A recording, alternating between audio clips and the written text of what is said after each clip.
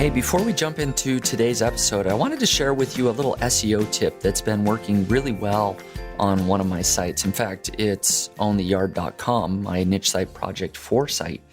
I've been building internal links with that site. One thing that I like to do is find all the orphaned pages on the site, and so that are articles that don't have any links pointing to that. And so I'm using Link Whisper to just sort those pages by those that don't have any internal links or very few internal links. And it makes it very easy using Link Whisper in the reports to do that.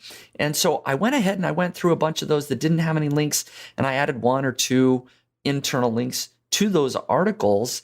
And I'm starting to see big movement in the rankings. And I've been keeping track. And in fact, it's been about 25 days since I built, for most of these, just 1 or 2 internal links. And I wanted to share some of those results. So one of these keywords, I was ranked number 32 in Google. I built 1 internal link. Now it's been, like I said, a little over 3 weeks later, and I now rank number 1 in Google for that particular keyword. Another one of these keywords, I built just 1 internal link to that page. I was ranking over 100. I now rank number 9 in Google. Another one, I was ranking number 21 in Google. I built just 1 internal link, and now I rank number 2 in Google. And again, this is all about 25 days later. And a couple of these others, I built 5 internal links to this particular keyword. I was ranking over 100, and now I rank number 1. Another one of these, I was ranked number 5 in Google, and I built 8 internal links, and now I rank number 1 in Google for that particular keyword. So I'm seeing huge impact without building external links to these particular pages. We do know that external links are important and can help a lot, but there's a ton that can be left on the table sometimes with internal links. And I've been using my WordPress plugin, which is called Link Whisper, to build internal links. It makes it really fast and easy to see a full report on your site, how many internal links each of your pages has, and then to build those internal links in a very fast and efficient and effective manner. I'm seeing big results by doing this on my own site. So I hope that you would consider checking out Link Whisper by going to linkwhisper.com. Thanks a lot. Hey everyone, welcome back to the Niche Pursuits podcast. It's Spencer Hawes again with nichepursuits.com. And today I've got a really good episode with Richard Patey from richardpatey.com. And what Richard has been doing a lot of is buying and selling websites. We'll hear his journey of where he started building websites. He started with a drop shipping store, and you'll learn why he transitioned away from that. But then he's gone through a lot of buying and then selling websites to now actually he's kind of done it all. He's taken in investor money. He's invested his own money and tried to build a portfolio and sell those sites and everything in between. And so we're going to talk about the entire business model of buying and selling websites. We're going to hear his story, his successes, some of his hardships along the way as well. And then also dive into a little bit to his website. You may have heard of flippingwebsites.co and the Facebook group that's been associated with that. He built those up from scratch, which have built a pretty significant following, but he recently sold that. He sold those assets. And so we'll hear the story of why he did that and what his involvement is there, which is very little to none at this point, but I'll let him share that. And then we talk about, where are the best places to buy online businesses? What are some red flags and some other ways to do due diligence on potential deals, how long you should hold your asset for, and other things that you may be thinking about when you're trying to buy or sell a website. And so I hope you enjoyed the interview. And if you're interested in following along with Richard, you can still go to richardpatey.com. And he does have a new newsletter, which is pretty cool, a curated list of deals that he's finding, off-market deals or great deals that are found other places that you can sign up for his newsletter weekly and get notified of that. It's richardpatey.com/premium. But overall, here is Richard, and enjoy the interview.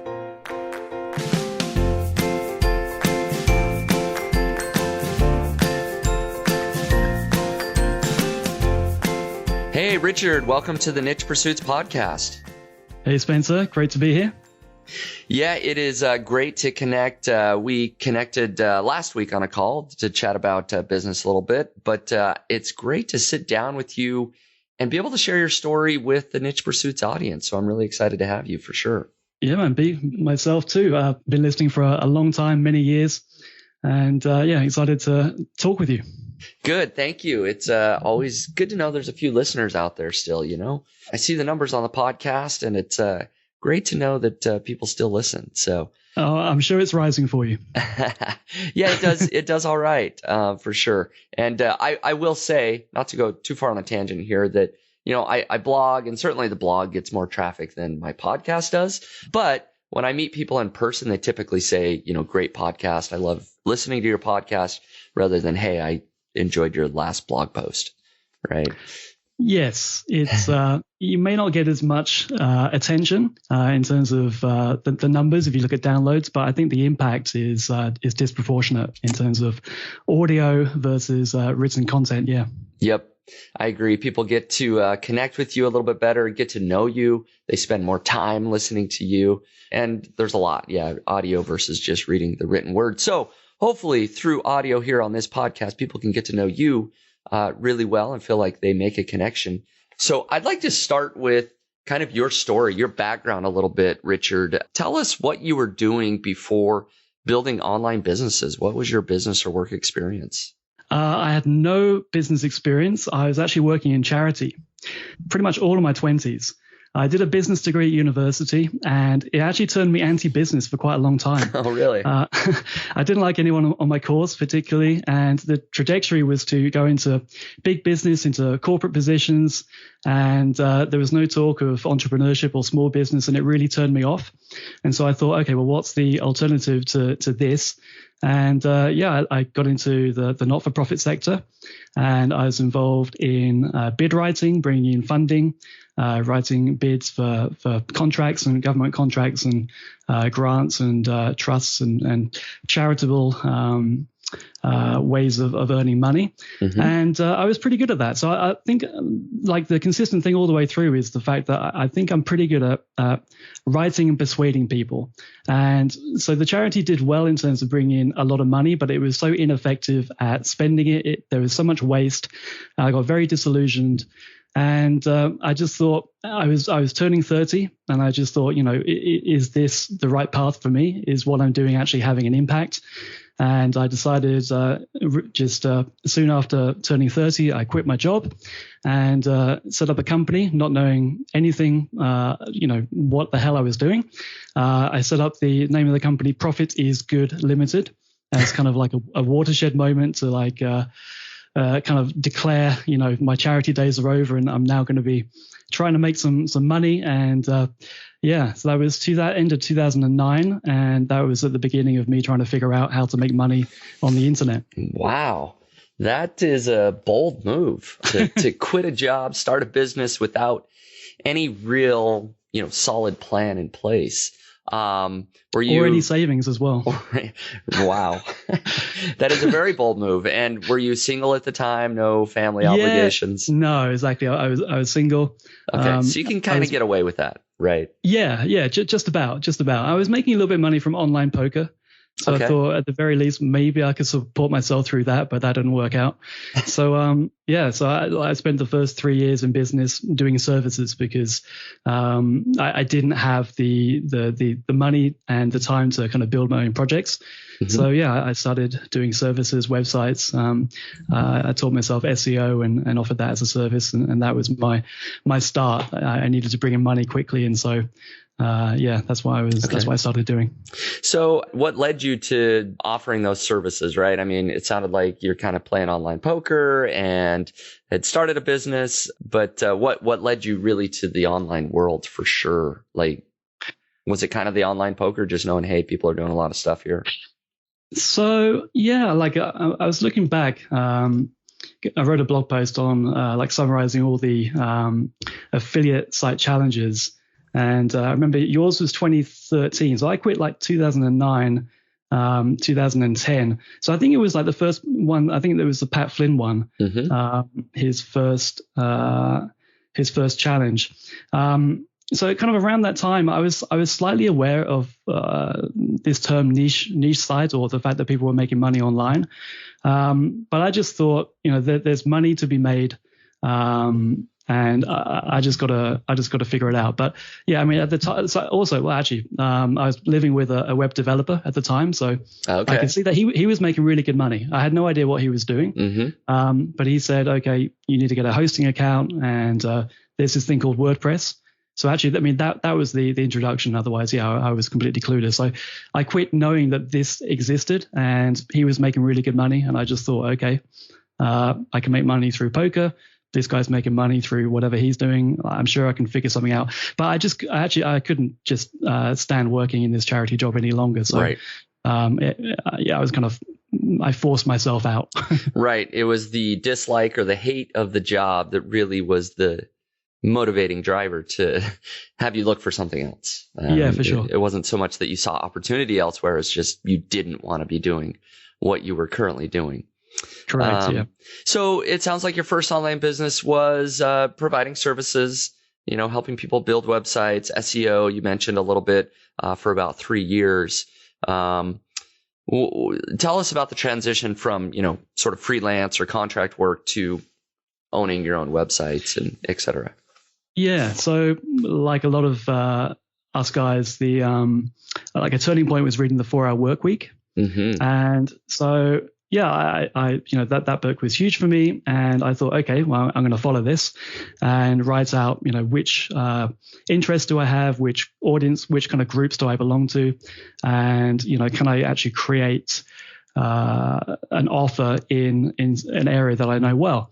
One of those was, I think one was poker, one was skiing or snowboarding, one was like Apple Mac or something, like something really, really, just really broad.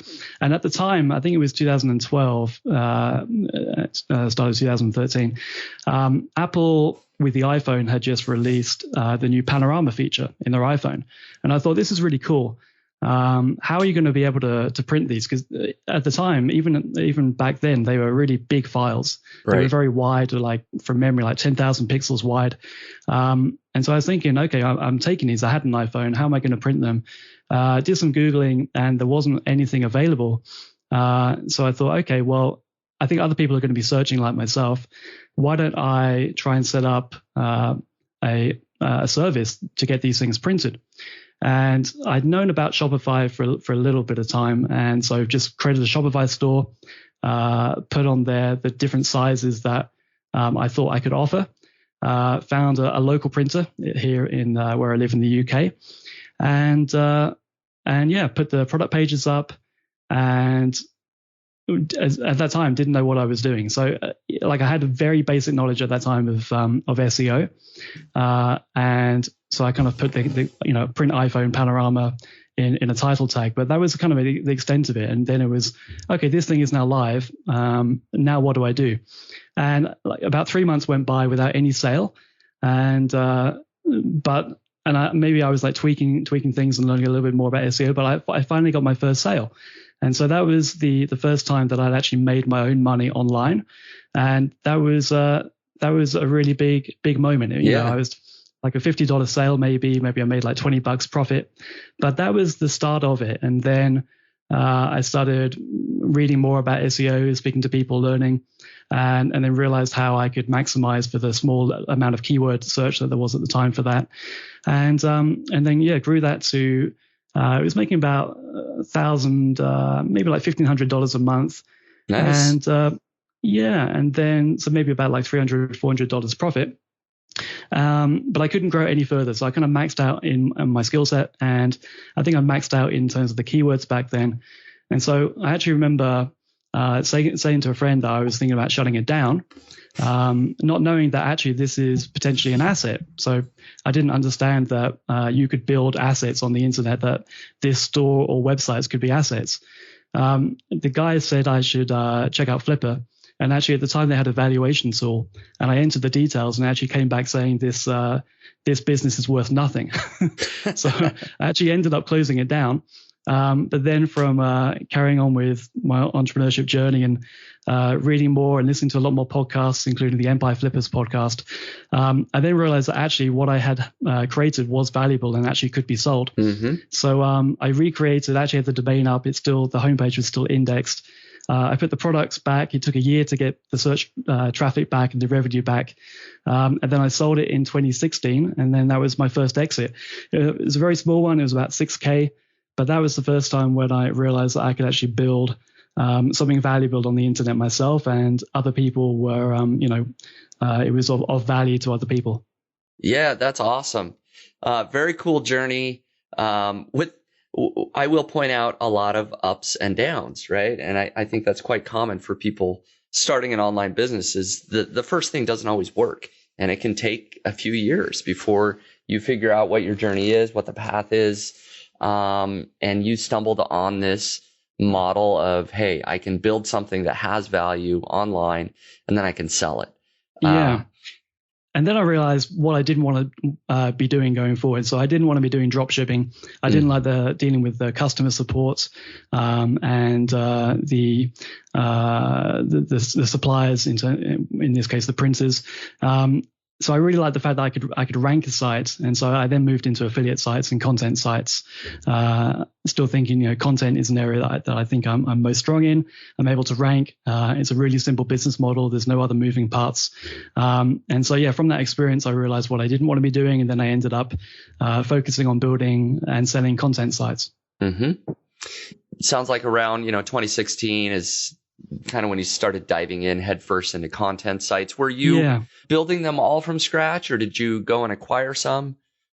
Yeah, so at that point, it was still all from scratch. Okay. And so I transitioned. I was kind of moving out of services, and I transitioned a funnels building service business into an affiliate site, and sold that in 2017 the first time. And then that's when I then moved into thinking about this in terms of website investing. The investor that bought the site from me had the intention to retain me. So he struck a deal.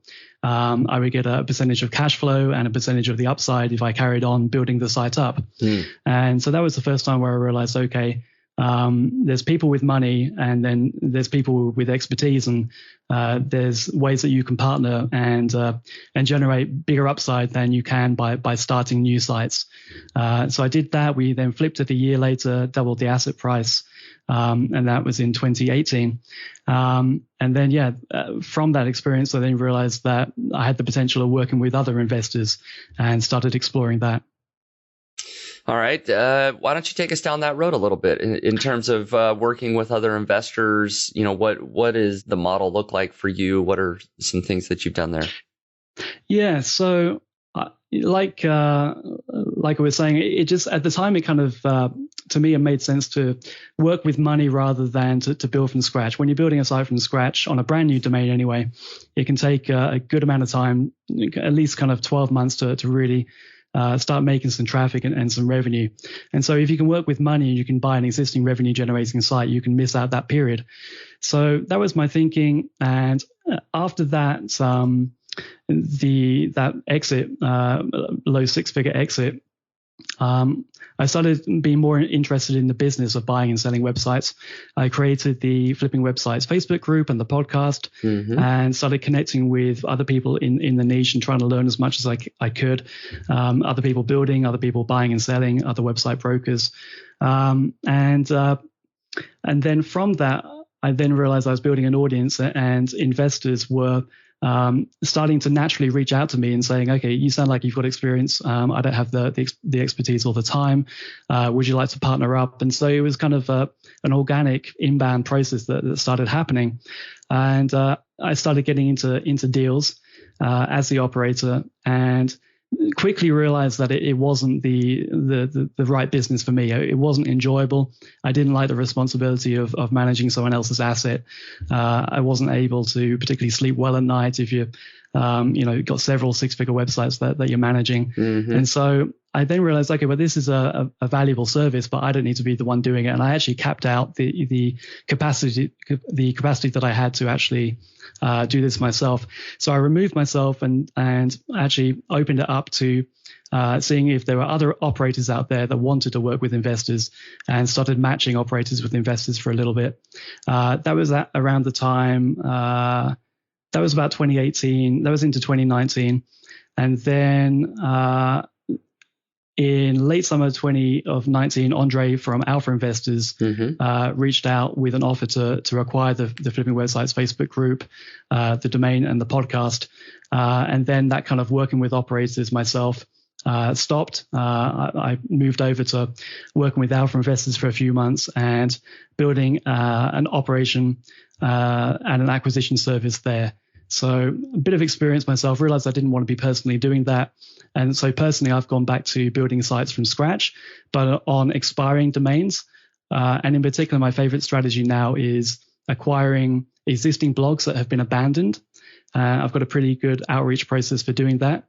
And I focus on software review sites. So I recently picked up a site last summer, and for just $2,000, but I had an incredible backlink profile with 50 to 100 backlinks that would probably cost at least a couple of $100 to get. And I was able to pick that up for a couple of $1,000 because it wasn't making any revenue.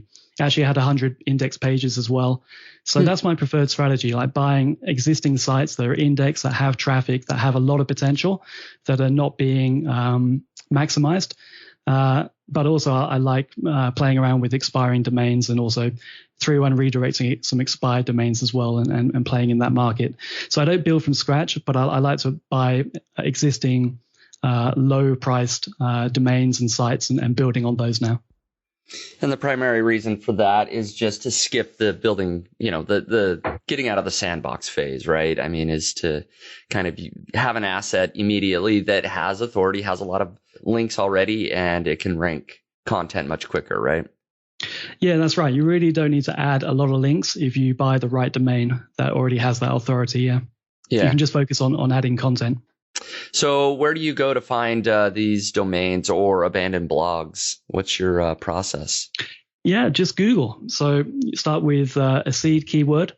If you're into, for me, it's software review. So I would look at kind of different keywords such as, like best SEO software, or add the parameter review to the end as well. And you can put that into Ahrefs, into Content Explorer. You can then expand the results to get to 100. You can show the full 100 positions in the SERP. You can export that. You can then import that back into the batch analysis tool in Ahrefs to get the domain rating and the search traffic of those. And then you can filter by whatever metrics you want. Typically, you kind of, if you do this for long enough, or if you look at enough deals, you kind of have an understanding of how much revenue 1,000 visits can generate in different niches. And so you can filter by monthly search traffic, and you can kind of like get a good idea of how much the asset would be, you would need to spend to acquire it.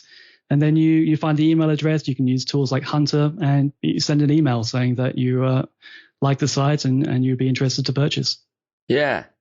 So really just a lot of hunting for, what you're looking for. Determine what niche you want to go into, what keywords are related to that particular niche, and then just reaching out and making an offer. I mean, it is not I won't say it's a complicated process per se, but it is a lot of work. I mean, what is kind of your hit rate in terms of, you've got to contact a bunch of website owners. How many are actually responding, semi-interested? I would say 50% respond, but it's very, very targeted. So I don't just scrape a lot of Google results and find the emails and blast out. It's really targeted to sites that I would actually want to acquire. Okay. So yeah, I would say 40-50% people respond, and from those, I would say again like 40-50% are interested in the idea of selling, because you're typically reaching people that have not thought about selling or have never sold a site before, right? Especially if you're targeting people that have abandoned blogs. So people are interested. People are very, very open to discussing, and it's surprisingly effective. Yeah. So how are you determining if these blogs are abandoned? Are you just looking like the last post date? It's been, 2 years. Yeah, you can have a look at like the search traffic graph and Ahrefs, the trajectory of that. You can look at the sitemaps and see when they last updated content, and you can kind of tell. But also, it doesn't necessarily need to be abandoned, but just has. So for me, the main thing is the site authority. If you're looking at domain rating, although that can be manipulated. But does it have, is it indexed well? Is it getting traffic and rankings across a range of pages?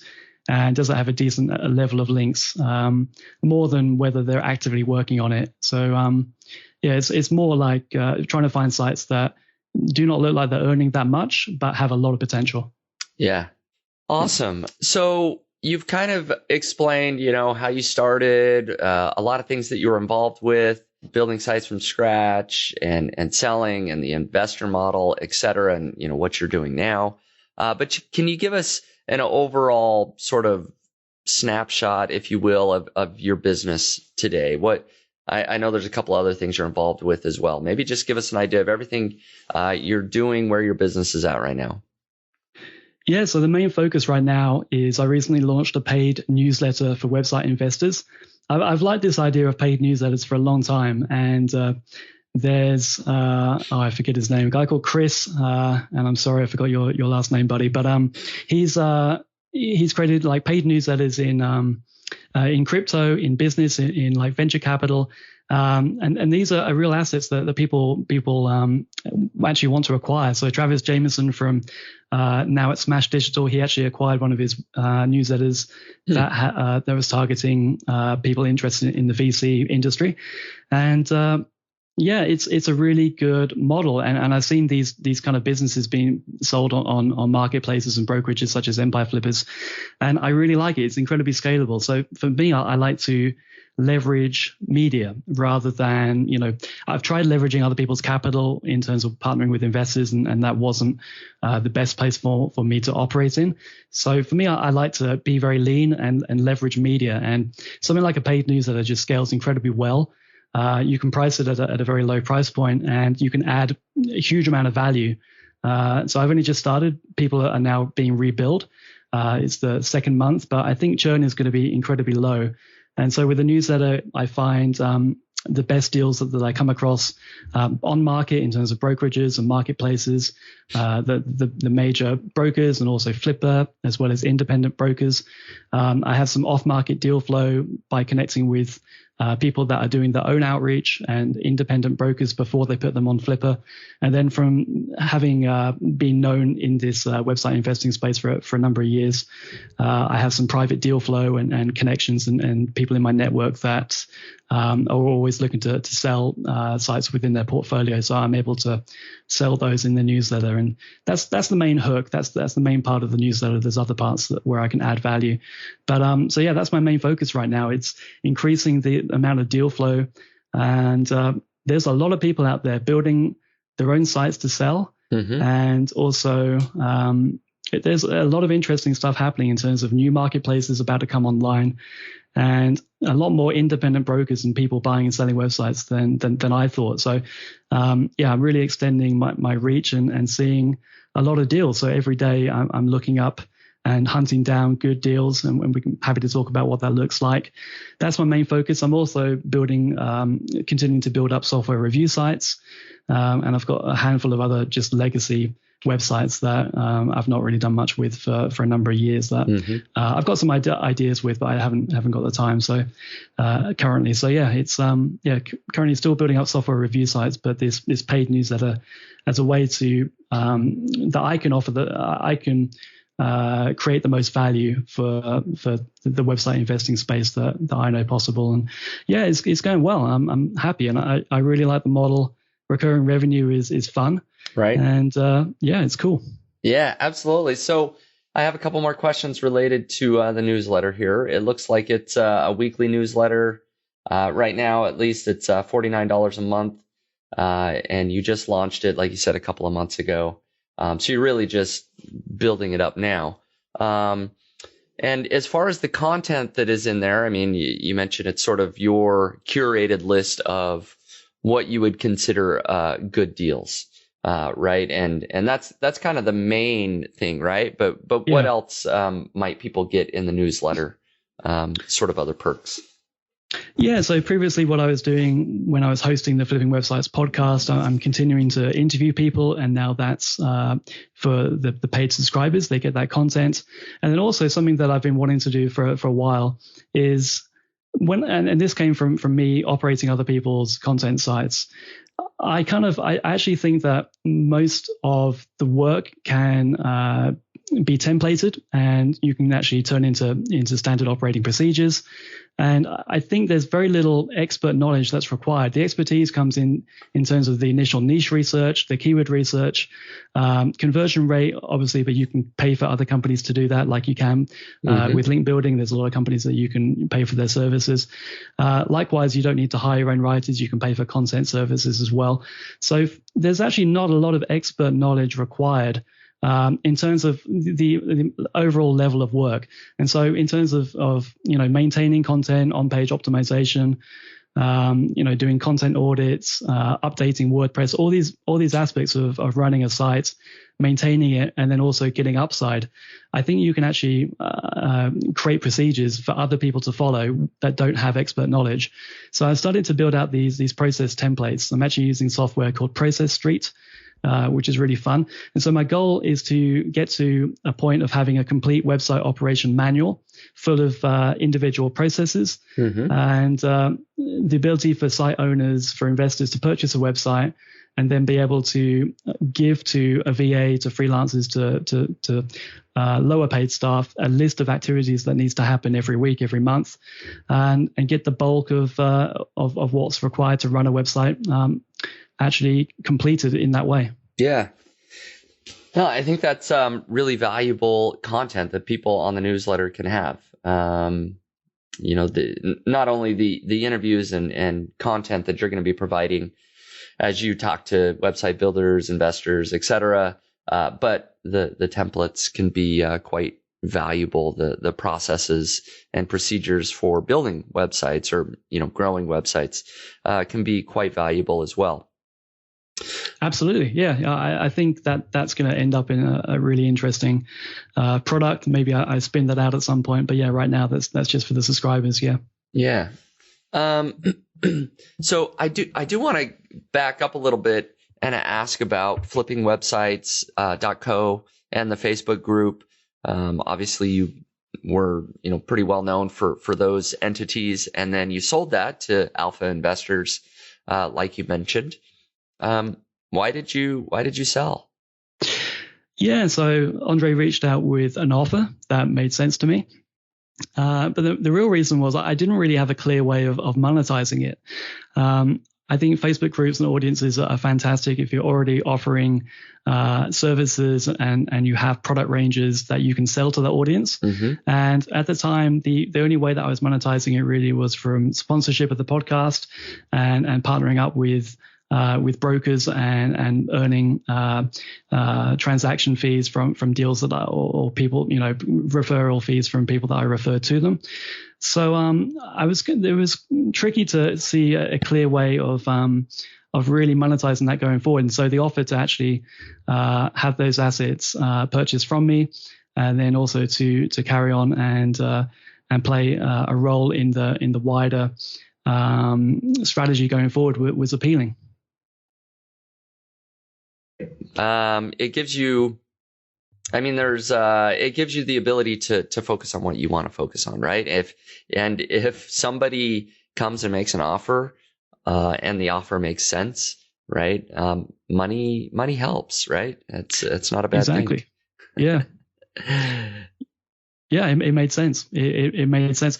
I mean, we were doing similar things at the time as well. So with Alpha Investors, there was an operator service. I had an operator service on flippingwebsites.co. There was / acquisitions. I had the same thing where there was a form for investors to fill out that I would then work with or help match websites to their criteria.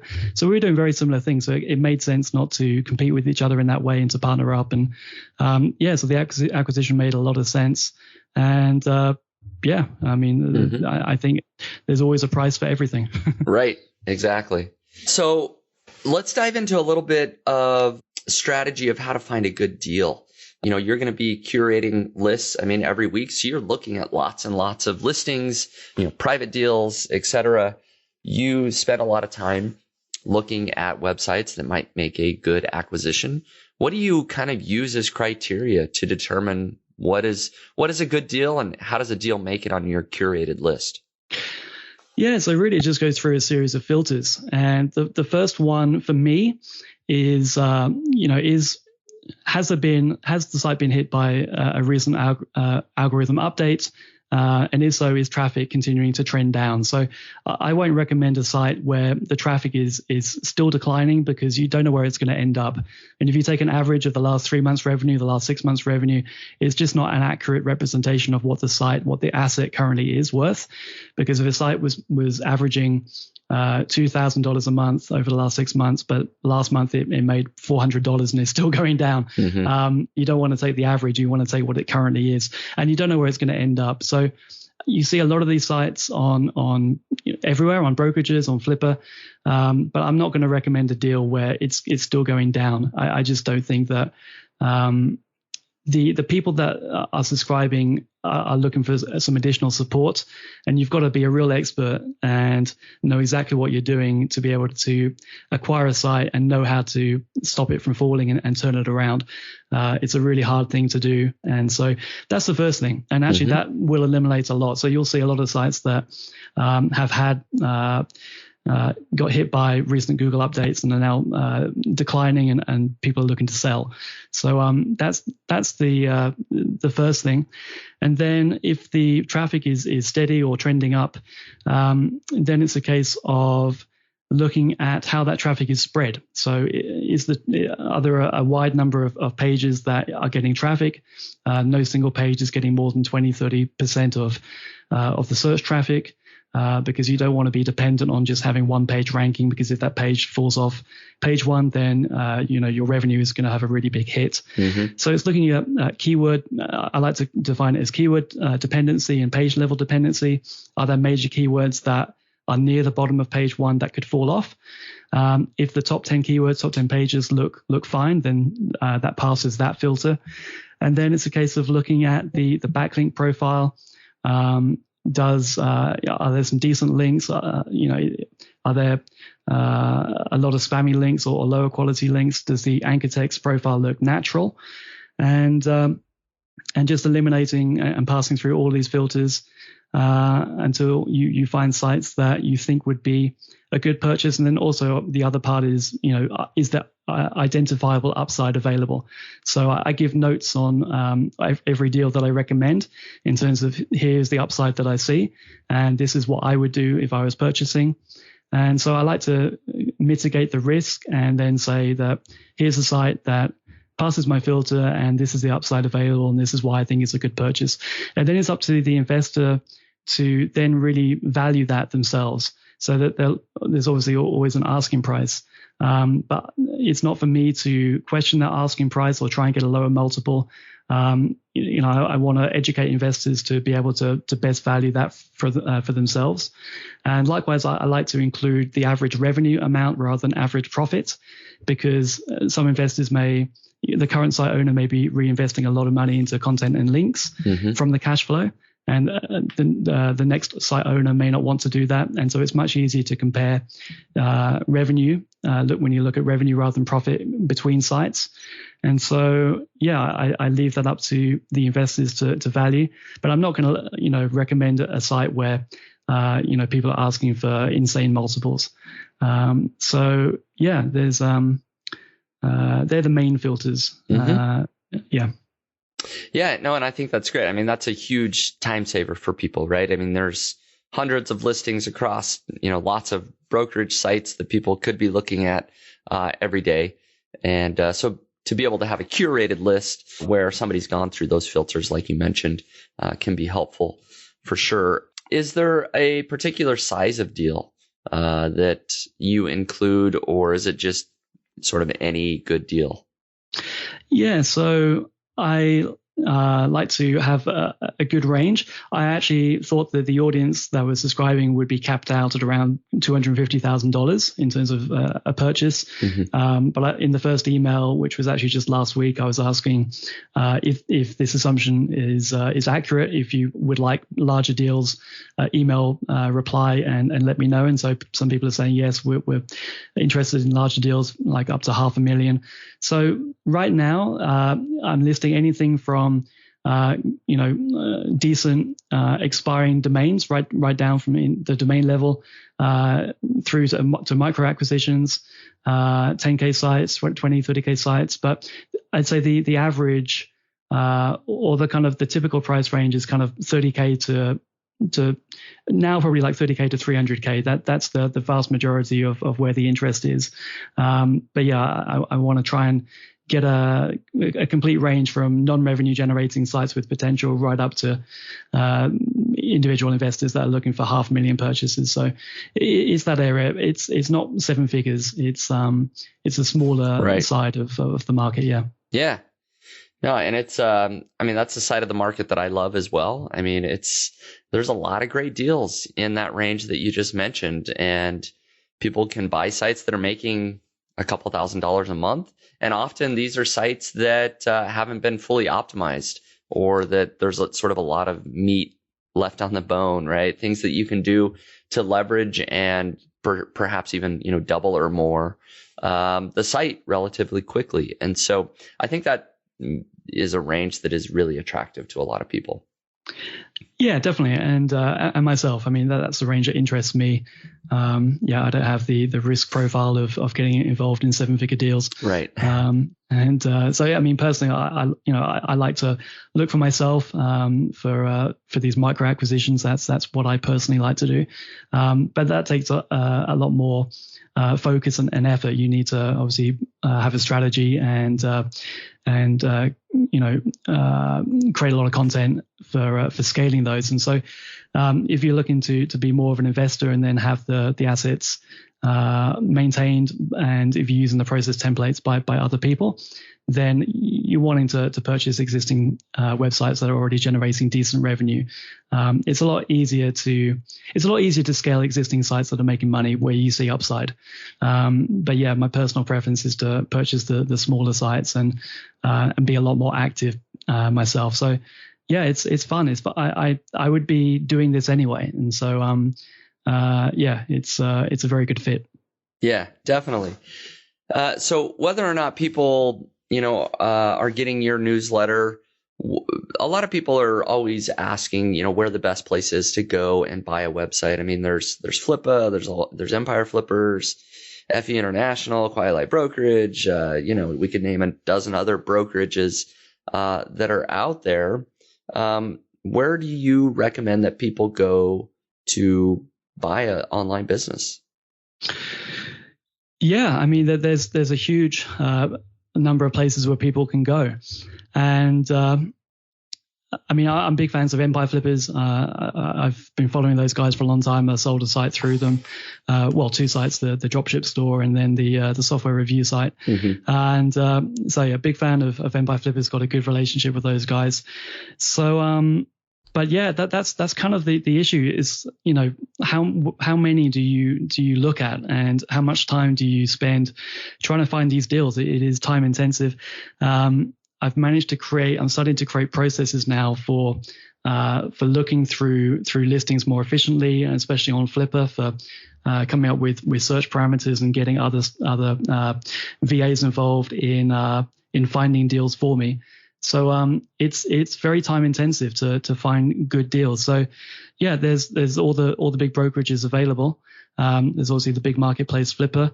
There's a lot of independent brokers that are also listed on Flipper that you can sell your site through or contact those to see whether they have deals.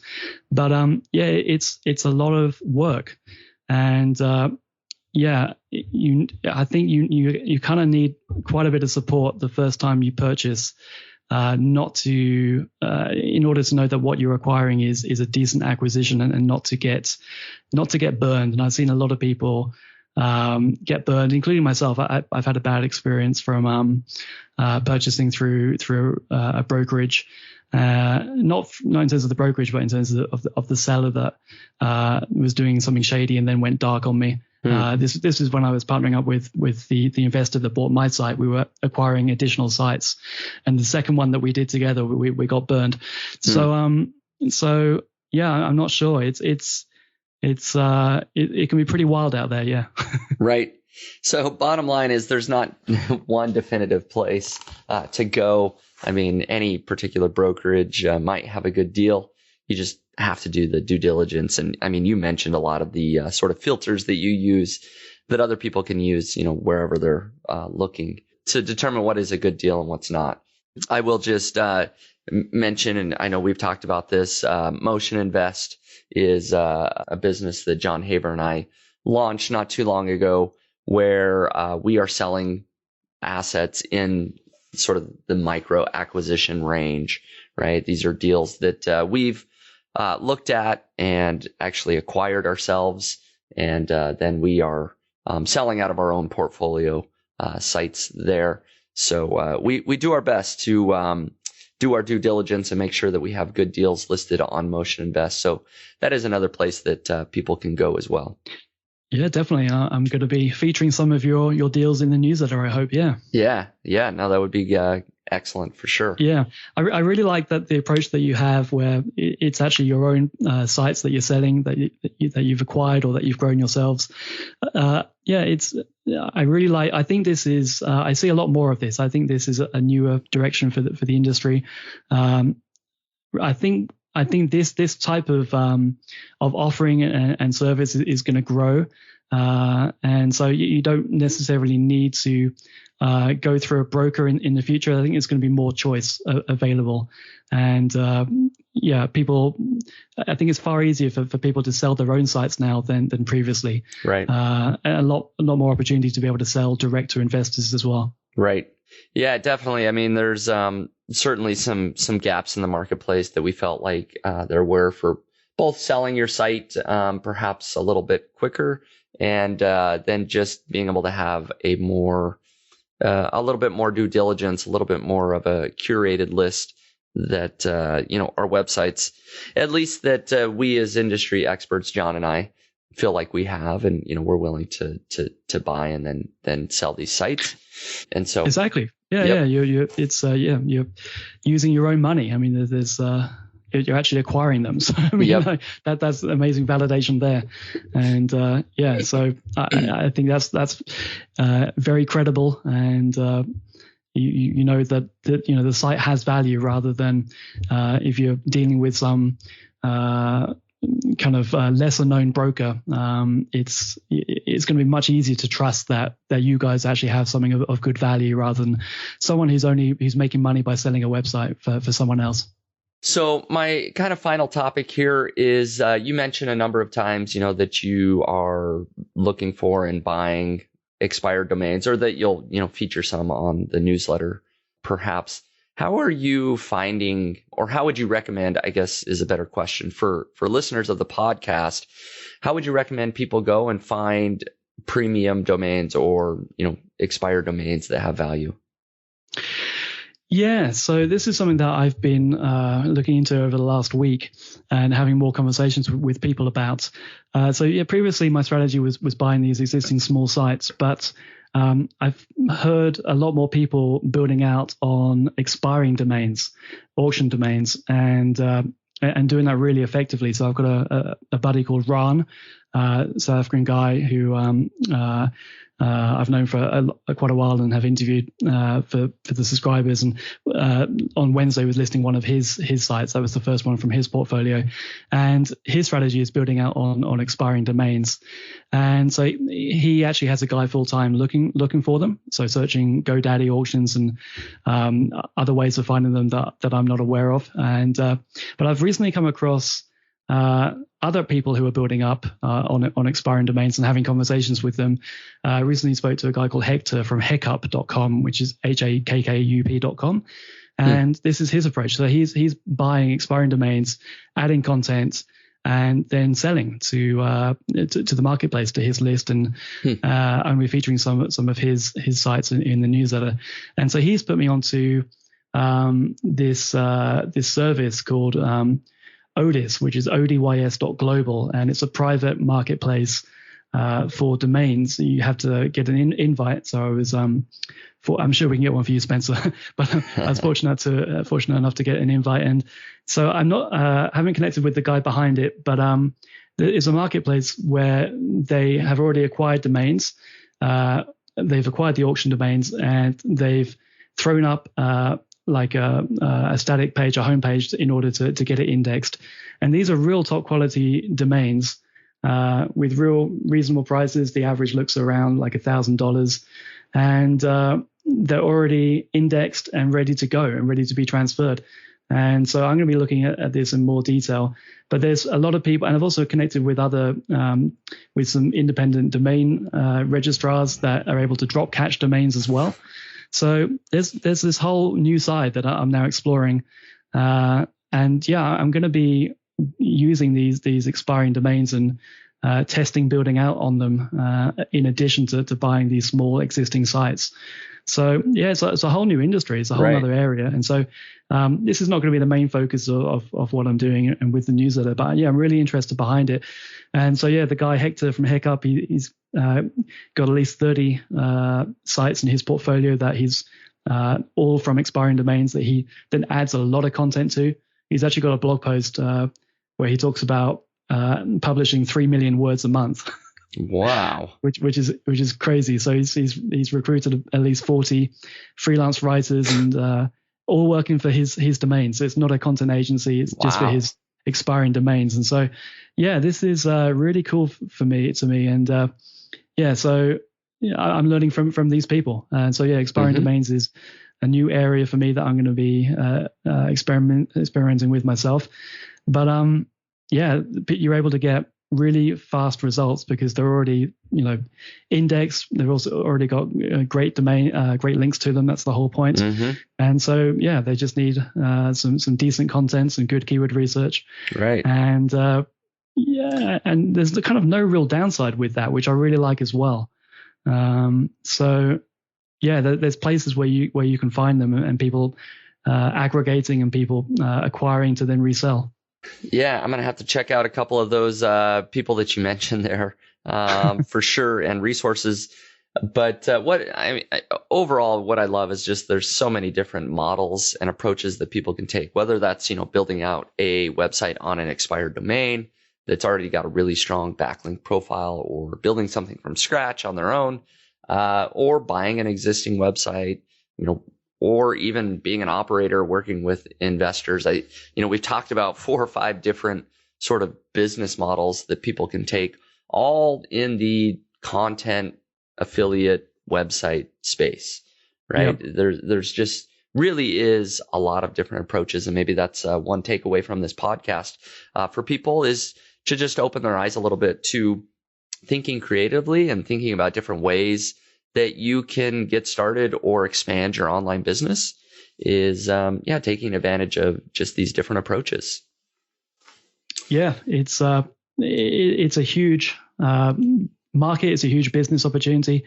Content sites is the only thing that I now do, that I focus on. And there really is huge opportunity here, and a lot of money continuing to come in from new investors. Obviously, we had the recent news. We're recording this second week of January, but over Christmas and at the start of January with Income Store, right? And with the fallout from that. So, that has some ripple effects going forward. But there's a lot of money looking for attractive yields, and if you can match that with expertise, then there's a lot of opportunity in this space. Yeah. Right. I agree. So, Richard, I appreciate you coming on the Niche Pursuits podcast. It's been a pleasure talking with you and going over your business and hearing some of your words of wisdom. If people want to follow along with you or check out your newsletter, where should they go? Yeah, thanks, Spencer. It's richardpatey.com, and then the newsletter is /premium. I called it Patey Premium, which was a working title, but it just seemed to stick. I couldn't think of a better one. That's right. So that's the place to go. Yeah. All right, very good. So people can go to richardpatey.com to kind of stay in touch with you or check out the newsletter. And overall, I just really, really appreciate you coming on the Niche Pursuits podcast. So thank you. Thanks, man. Like I say, I've been listening for a long time, and this is slightly surreal to be on it. I can remember all the different places that I was listening to different episodes overseas, and all going on long drives, and yeah, so it's great to be on, and to get to the point where hopefully I've got some knowledge and value to share. But this has been a 10-year journey. That's the thing, right? It's I just turned 40. Well, not just turned. I am 40.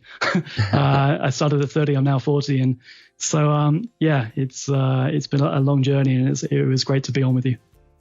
Yeah, thanks again for coming on, and it's great that you were a listener or are a listener, for so long, and so it's been great to have you on. Thank you. Thanks again. Thanks, Spencer.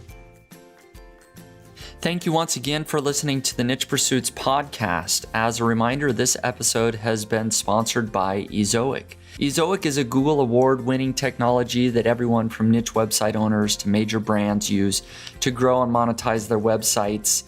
Ezoic is a Google certified publishing partner. It's a platform that leverages artificial intelligence to help you optimize revenue and monetization on a per visitor basis, and so much more. If you want to check out Ezoic, go to nichepursuits.com/Ezoic. Again, that's nichepursuits.com/Ezoic. Thanks a lot.